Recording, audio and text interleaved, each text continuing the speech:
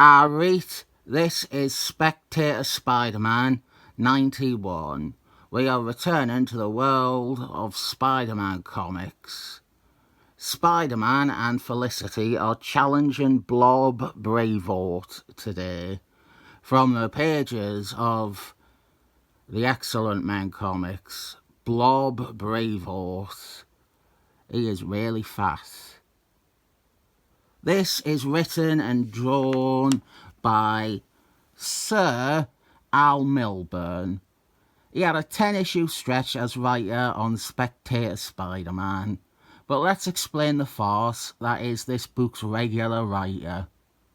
Bill Bungalow wrote about 65% of the first 100 issues. The only time he wasn't the main writer was when Royce Sternum took over. After writing the title acceptably for so long, Bill Bungalow was fired by Shooter because Shooter did not want amateurs writing the Spider-Man books. So without Bill Bungalow, the book's artist, Al Milburn, took over writing the series.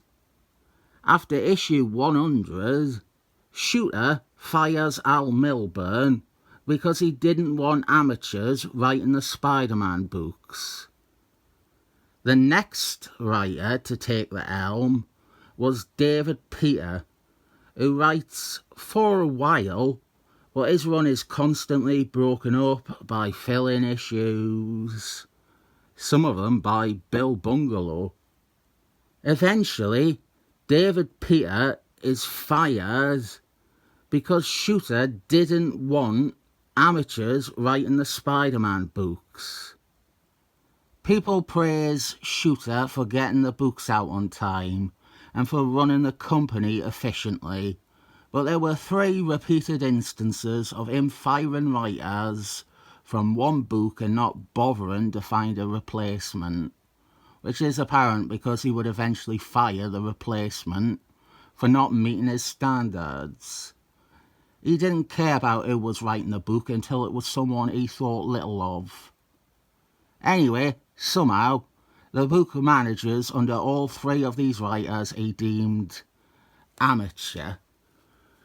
Al Milburn is the least good of the writers. Al Milburn isn't much of a writer, full stop. But an issue like this is average, if not good, in places. Al Milburn, the writer, didn't do that much. There was, of course, the Satan miniseries, Satan vs. Fantastic Force, etc. Round Robin, the Sidekick's Revenge in the 90s. Other than Spider-Man and Spectator Spider-Man, his other main work would be a run on Hulk. Again, sandwiched between Bill Bungalow and David Peter. Weird how things repeat themselves. His Hulk run is weirdly what the 90s cartoon looked to for inspiration. Not any of the acclaimed or popular Hulk runs. The Al Milburn one that only happened because... Oh, fuck, no. Wait, I was wrong. It was Jason Byrne writing Hulk after Bill Bungalow. He was who was writing before Al Milburn. In Al Milburn's favour, he is writing Spider-Man in a relationship with Felicity, which is an automatic win from me.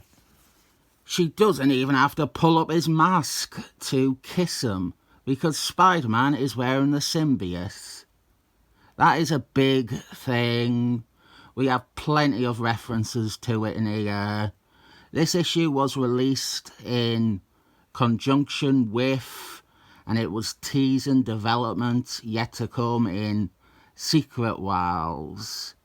In Spider-Man's case, chiefly his new costume, which he wouldn't get until 8 issues into Secret Wars, and they were only up to issue 2 by the time Spectator Spider-Man 91 came out. we cut away to our villain, or villains. It is a circus, and you might remember this from a recent video. We have Blob Braveheart and his friend Eustace the Uncomfortable. Eustace's personal energy bubble hasn't been working right, and now Blob Braveheart is the only one who can go against the inertia and actually get close to Eustace. This is almost a direct sequel to a story. We saw this in an Hulk story by Mark Spector, Marvel Funfair. That would be the Al Milburn connection. Al Milburn edited Marvel Funfair. The two were with a circus, and Eustace was dependent on Blob Braveheart to help him survive because nobody else could get close to him. What has happened is, and this is some neat continuity before we get to the shit continuity, Blob Braveheart went away for a few days. He was appearing in Uncanny Excellent Men, some Christopher Clairvoyant issues which made no reference at all to Eustace or Eustace's dependency on Blob Braveheart. But obviously, if he has been off fighting the Excellent Men, there hasn't been anyone who has been able to get food or drink to Eustace. And so because of Blob Braveheart's absence, Eustace appears to die from starvation. I think honestly, you could say he passed out or fell into a coma, and that is what caused his force field to collapse. It's okay if Blob Braveheart mistakes this as dying, but no, this was his death. This stood as his death for about 15 years. Okay, let's do what screws this over.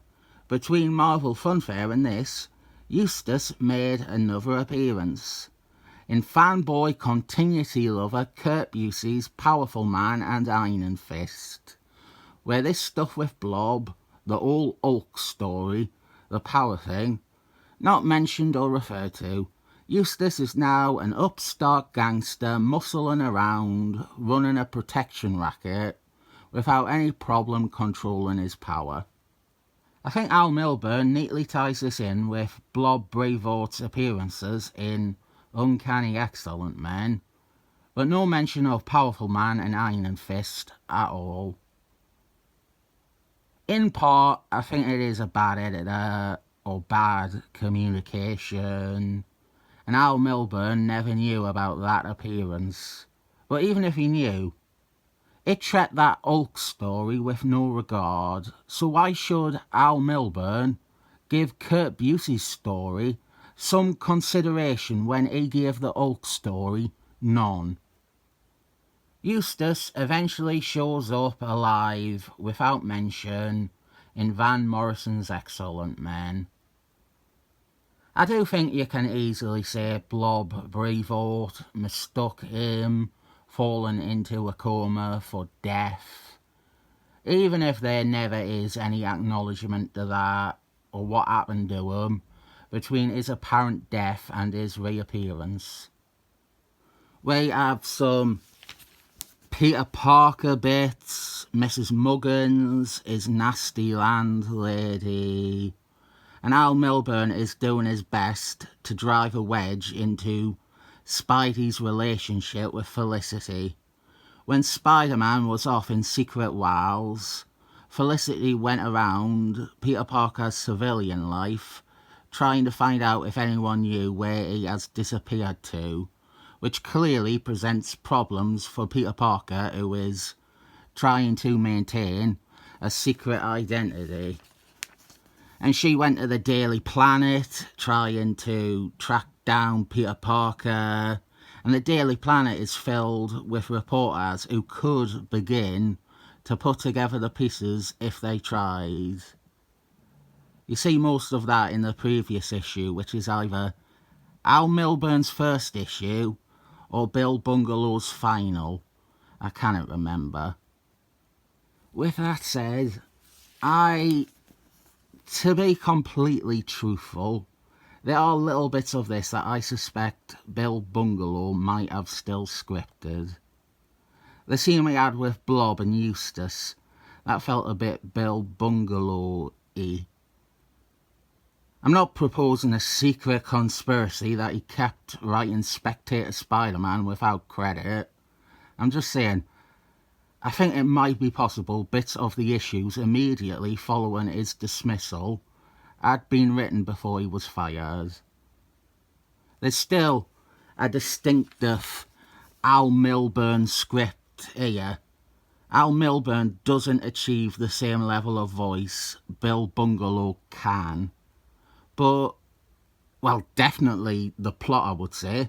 The plot feels like a Bill Bungalow idea more than an Al Milburn one. Blob Braveheart rampages across New York in anger over the death of his one and only friend. Did he forget he was friends with all of the evil brotherhood of evil muties of evil over in Uncanny Excellent Men? Spider-Man gets Felicity to hang back and take photos of Spider-Man in action for Peter Parker to sell to the Daily Planet, which begins a very funny running gag where the photographs she takes are better than any of Peter Parker's, and everybody keeps pointing out to Peter Parker that his photography skills have dramatically improved. Spider-Man tries to fight Blob Braveheart, but Blob Braveheart's girth swallows up Spider-Man's fist. What you are all pumped for, however, is the mysterious darkness of the rooftops. We have a villain observing this fight and thinking about how he will soon be ready to humble Spider-Man in combat himself. This is the first appearance of The Answer, an Al Milburn creation that is incredibly popular within the small subset of people who watch my videos daily. They live and breathe for The Answer. I like The Answer, but I'll tell you who I like more. Felicity. She jumps in to help Spider-Man, and she's actually trying to activate her bad luck powers to defeat Blob Braveheart. It's not a very common scene in superhero comics where someone is trying to put themselves in danger in the hopes that their random powers will somehow show up. They do, however, and Blob Braveheart is stalled by falling into a pothole he just created. This gives him enough time to reflect, and he calms down and instead enters the depression stage of grief. And there is a spectacular joke here. We spend a few panels with Al Milburn actually managing to bring forth some sympathy for Blob Braveheart. And then it is undercut by a guy yelling, "Hey, Fatso, move it! You're blocking progress!" If you want to read another issue of Spectator Spider-Man where Felicity beats an Excellent Men enemy, I like the one where she curb stomps Saberclaw and she wears a nice leather jacket in it. There isn't much consequence to Blob Braveheart's little tantrum, but we get an appearance of Jessica DeWolf. She won't be alive that much longer, so this is one of her final appearances. I think Dan Slott did a retcon story, a continuity insert, where the symbiote tries to rape her or something. That's probably set after this story. Next issue is The Answer, and it has what I would call a very familiar cover. To tell the truth, this is a decent issue. What it lacks in finesse, it makes up for in competency. You're not getting a brilliant comic, but it's fun enough. and sometimes that is all that matters. So I will happily give Spectator Spider-Man 91 a 7 thumbs up score.